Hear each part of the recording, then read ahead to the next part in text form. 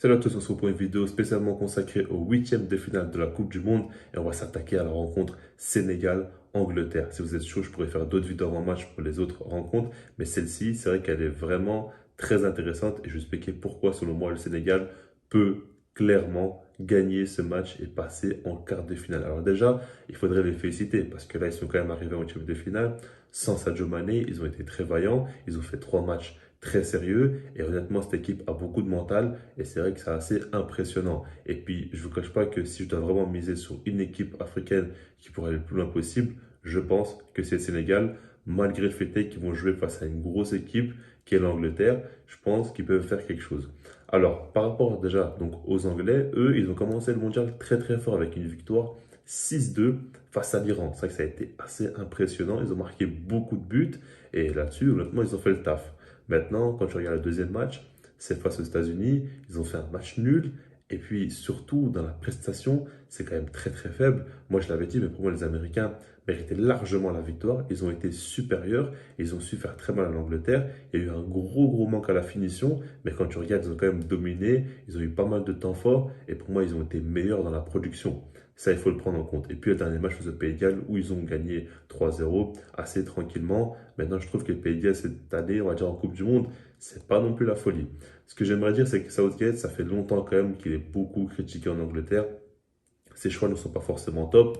Enfin, pour moi, quand tu mets Maguire titulaire, aujourd'hui, là, il fait le taf, il fait une bonne compétition pour l'instant. Moi, c'est très bien qu'à tout moment, il peut faire une énorme erreur. Et puis, Mason Mount, c'est un joueur que j'aime bien, hein. Honnêtement, je comprends pas trop. Quand tu as tous les joueurs sur le banc qui sont aussi forts, tu mets Mason Mount. Enfin, il y a des choix qui sont assez particuliers. Et puis, Phil Foden, des fois, il ne les fait pas rentrer. Et puis, tu regardes où il fait jouer les joueurs, etc.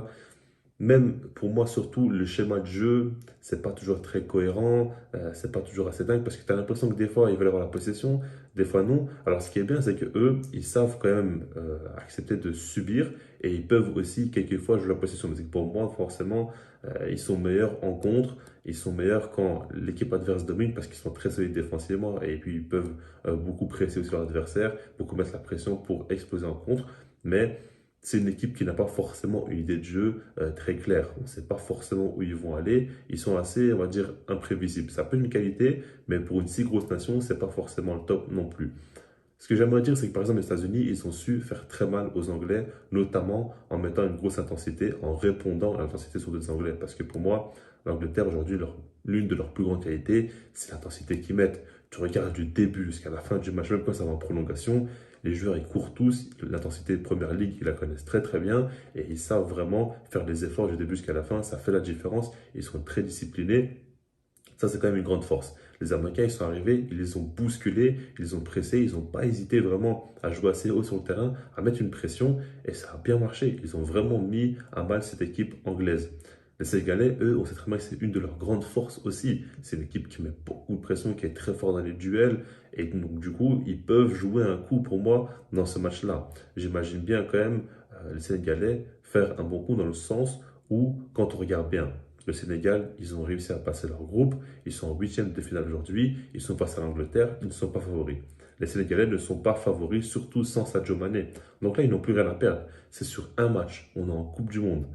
Ça n'arrive pas chaque année, la Coupe du Monde. Donc du coup, là, ils ont une opportunité assez dingue de vraiment faire un énorme coup. Là, les Sénégalais, ils vont tout donner. Alors, on dirait que les Anglais aussi, mais dans ce type de match-là, les Anglais ont beaucoup plus à perdre que les Sénégalais. Et ça prend beaucoup en compte.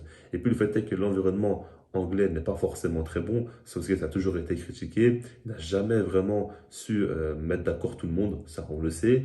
Et souvent, quand il met des compos en place, on n'est pas toujours d'accord en Angleterre, etc.